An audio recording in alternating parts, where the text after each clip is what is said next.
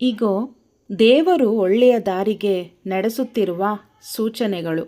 8 ಸೂಚನೆಗಳು ತಿಳಿದುಕೊಳ್ಳೋಣ ಬನ್ನಿ. ಮೊದಲನೆಯದಾಗಿ, ತಪ್ಪು ದಾರಿಯಲ್ಲಿ ಹೋಗೋದಕ್ಕೆ ಮನಸ್ಸೇ ಒಪ್ಪುವುದಿಲ್ಲ.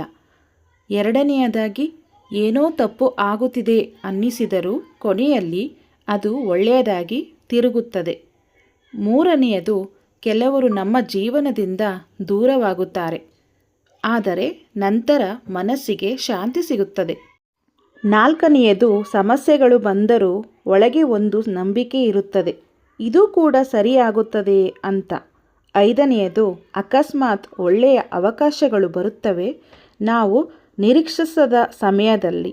ಆರನೆಯದು, ಒಂಟಿತನ ಹೆಚ್ಚಾದರೂ ಅದರಲ್ಲಿ ನಾವು ನಮ್ಮನ್ನು ಹುಡುಕುತ್ತೇವೆ.